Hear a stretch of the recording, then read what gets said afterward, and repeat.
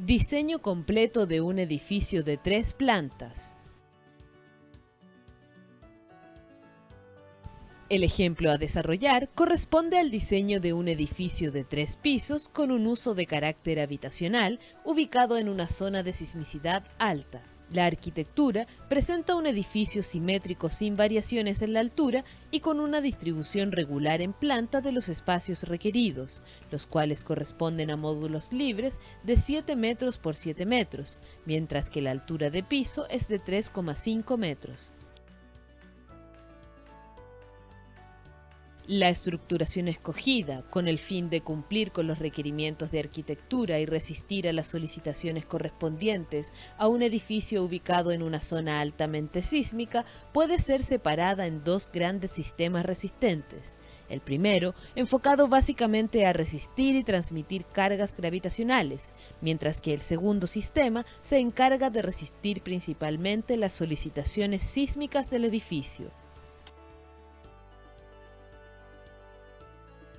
El sistema resistente de las solicitaciones estáticas está compuesto por una losa de hormigón armado en cada piso, sostenida por vigas y columnas de sección doble T de acero ASTM A36. La ubicación de las columnas estáticas se escoge de manera tal de respetar los espacios libres definidos por la arquitectura del edificio, es decir, se encuentran ubicadas cada 7 metros en ambas direcciones. Las vigas estáticas son dispuestas siguiendo dos criterios. El primero de ellos hace mención a utilizar un espesor de losa que se encuentre dentro de los márgenes convencionales, mientras que el segundo tiene relación con utilizar la menor cantidad de acero posible. Ambos criterios, además de tener un sustento económico, tienen una gran importancia cuando la estructura a diseñar se encuentra en una zona altamente sísmica, pues con ellos se logra reducir la masa de la estructura y por ende las solicitaciones sísmicas. El sistema resistente frente a acciones sísmicas se encuentra compuesto por dos marcos perimetrales en cada dirección de análisis. Estos marcos son conformados a partir de vigas y columnas de acero ASTM A36 de sección doble T. Las cargas aplicadas sobre la estructura para efectos de este ejemplo pueden ser separadas en dos grandes categorías: cargas estáticas y cargas sísmicas. Las cargas estáticas, a su vez, pueden subdividirse en cargas de peso propio y sobrecarga de uso. Entre las cargas de peso propio asociadas a elementos estructurales se encuentra el peso de la losa, el peso de las vigas, ya sean estáticas o sísmicas, y el peso tanto de las columnas estáticas como de las columnas sísmicas. Los elementos no estructurales considerados en este ejemplo corresponden a tabiques, terminaciones de piso, terminaciones de cielo y otros posibles elementos, como pueden ser los ductos de ventilación, iluminación, etc. La sobrecarga depende principalmente de la utilización que se le dará a la estructura y debe ser obtenida a partir de los reglamentos o normativas aplicables en cada país. En este caso, por tratarse de un edificio de carácter habitacional, se aplica una sobrecarga de uso de 1961 Newton por metro cuadrado. En el resumen presentado, no se consideran los pesos de los elementos sismo-resistentes debido a que ellos son aplicados de manera automática por el programa de modelación utilizado para efectos del diseño sísmico. Para efectos de la determinación de la solicitación sísmica, se aplica un método que consiste en simular el efecto del movimiento del suelo con un conjunto de cargas laterales estáticas actuando sobre la estructura. La carga lateral equivalente total aplicada sobre la estructura se denomina cortante basal y se calcula con una fracción CS del peso total de la estructura. El factor CS se denomina coeficiente sísmico y depende de las propiedades dinámicas de la estructura, periodo, amortiguamiento, y de la capacidad de deformación en el rango inelástico, ductilidad de esta. El cortante basal se reparte entre los pisos de acuerdo al periodo fundamental de la estructura.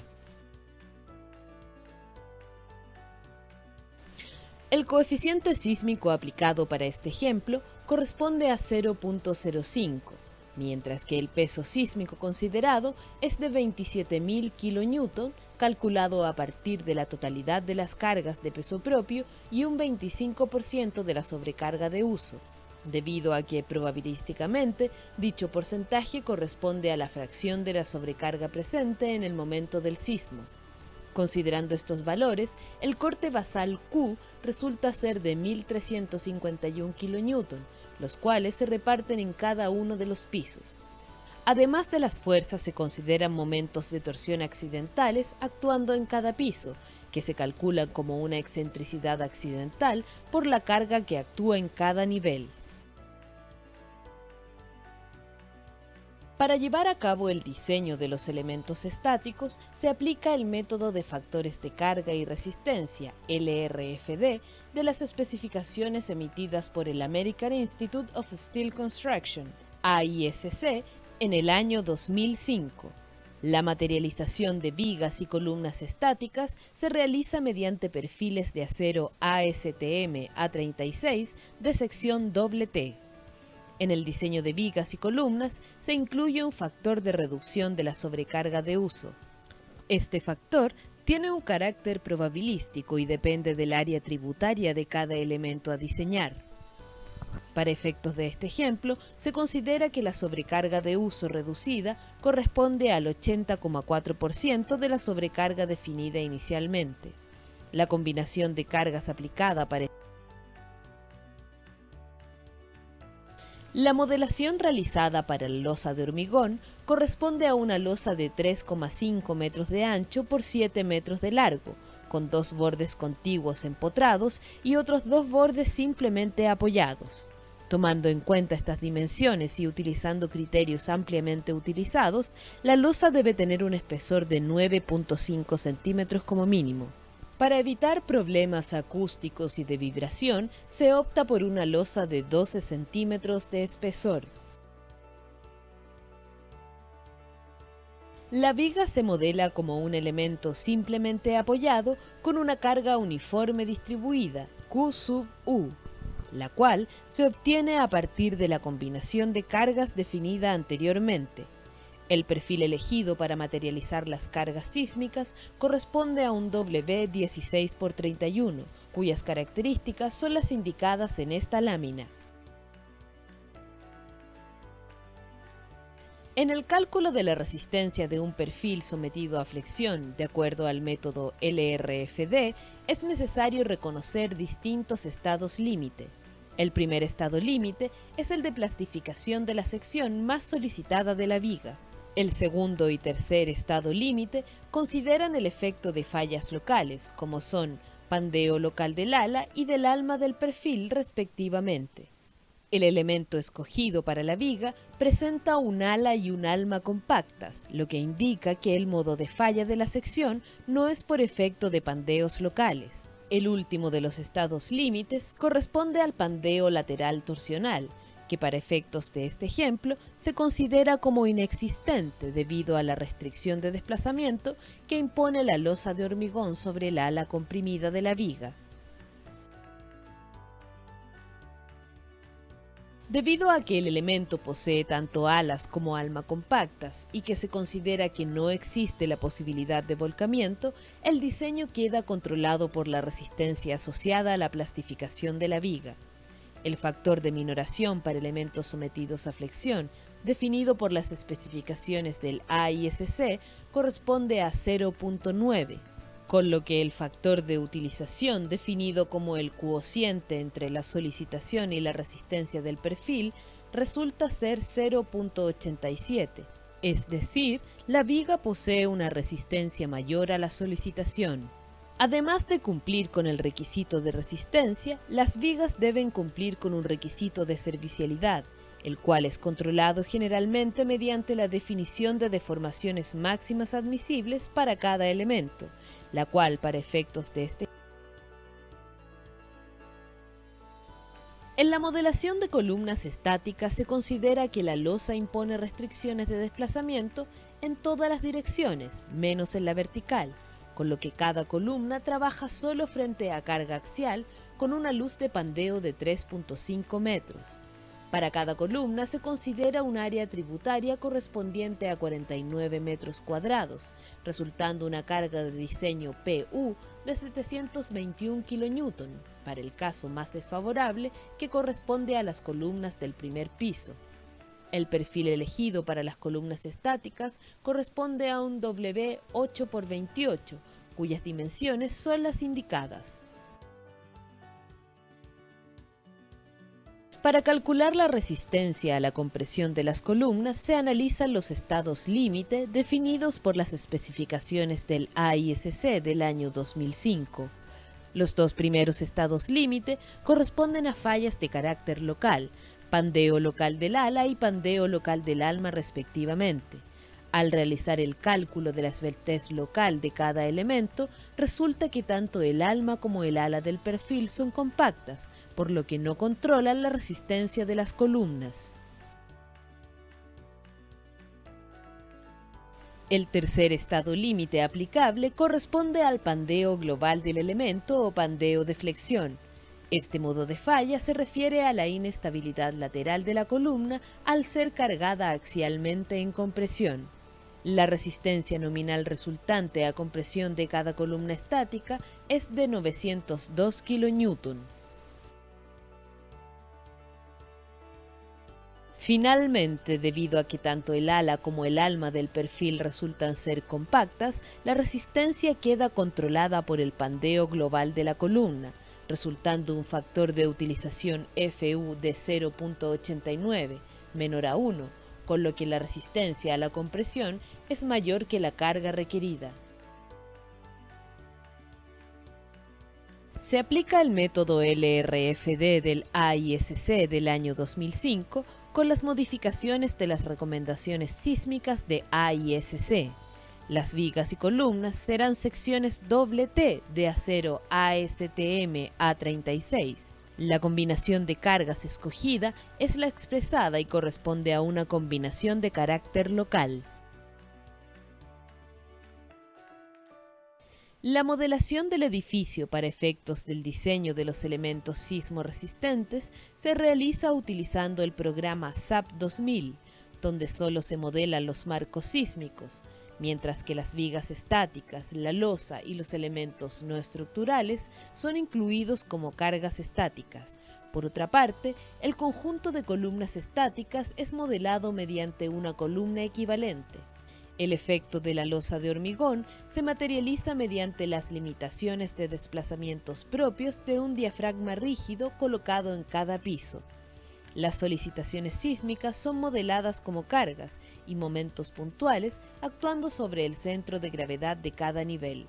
Para realizar un análisis más detallado, se considera tanto el efecto de aplicar las cargas sobre la posición deformada de la estructura como el efecto de posibles aumentos del momento debido a excentricidades ocasionadas por flexión en las columnas.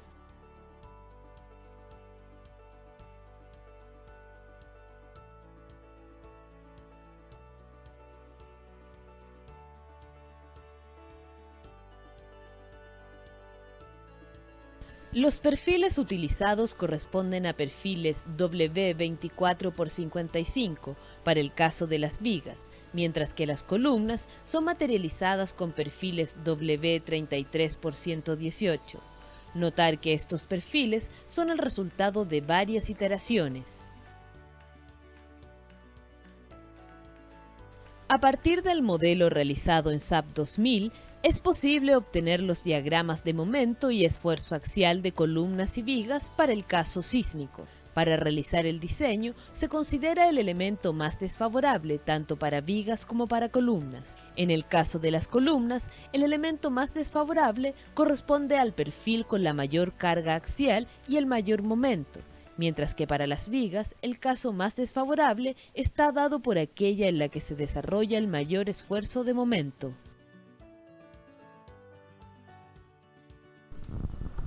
Las propiedades del perfil elegido para las vigas sísmicas son las aquí indicadas.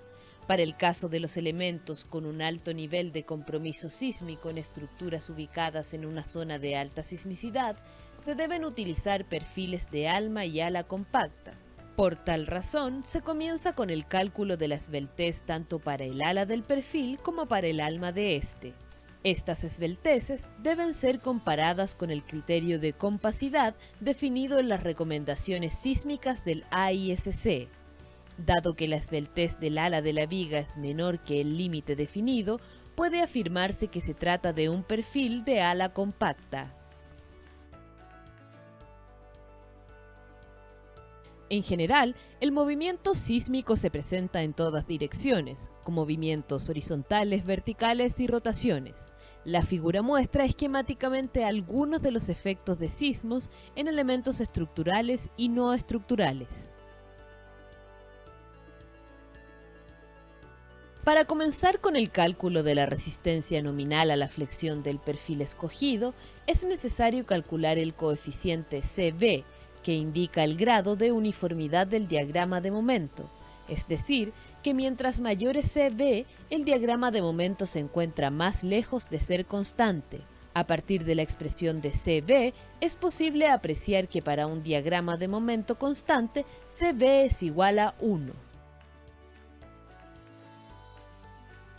El primer estado límite corresponde a la falla por plastificación de toda la sección. Para efectos de cálculo de la resistencia asociada al segundo estado límite, pandeo lateral torsional o volcamiento, es necesario definir el largo de volcamiento, que corresponde a la longitud libre entre los puntos que restringen el desplazamiento lateral del ala comprimida. Luego de definir el largo de volcamiento, se procede a compararlo con LP y LR, que se calculan a partir de las expresiones mostradas. Dependiendo de la relación entre el largo de volcamiento LP y LR, es posible calcular la resistencia nominal del perfil frente al modo de falla de pandeo lateral torsional. Como pudo apreciarse en los diagramas de esfuerzo, las vigas no quedan sometidas a carga axial, ya que se supone que la losa es la encargada de transmitir tal esfuerzo. Por esta razón, el factor de utilización incluye solo la resistencia y solicitación de momento. El factor de utilización resultante es menor que 1, por lo que las vigas escogidas cumplen con tener la resistencia necesaria. El perfil elegido para las columnas del marco sísmico corresponde a un W33×118. Las características de este perfil son las indicadas. Al igual que en el caso de las vigas sísmicas, solo se permite el uso de elementos de ala y alma compactas de acuerdo al criterio de compacidad expresado en las recomendaciones sísmicas del AISC. Como puede apreciarse, la esbeltez del ala resulta menor al límite de esbeltez especificado, con lo que no puede desarrollarse el modo de falla de pandeo local del ala. Al igual que el ala del perfil, el alma cumple con el requisito de esbeltez límite. Por lo tanto, el perfil elegido puede ser utilizado en un marco con un alto compromiso sísmico. Para realizar el cálculo de la resistencia nominal frente a la compresión del perfil escogido, deben definirse ciertos parámetros geométricos que controlan el comportamiento del elemento. Estos parámetros corresponden a la longitud no arrastrada en ambas direcciones y a las propiedades que definen la rigidez del nudo superior e inferior de cada tramo de columna. Con los datos anteriores, es posible determinar la longitud efectiva de pandeo de la viga y con eso la esbeltez frente al pandeo local de esta. Debido a que, como ya se vio, el perfil utilizado posee alma y ala compacta, la resistencia a la compresión de la columna solo queda determinada por el estado límite de pandeo, de flexión o pandeo global. Como puede apreciarse, la esbeltez del elemento en el eje fuerte de este es menor que la esbeltez en el eje débil, por lo que el comportamiento de las columnas frente a la compresión queda controlado por el pandeo de esta según su eje débil. Tomando en cuenta lo anterior, la resistencia nominal a compresión de la columna resulta ser 469. El cálculo del momento nominal en el eje fuerte se realiza de la misma manera que para el caso de las vigas del marco sísmico. Por lo tanto, se calcula inicialmente el coeficiente CB.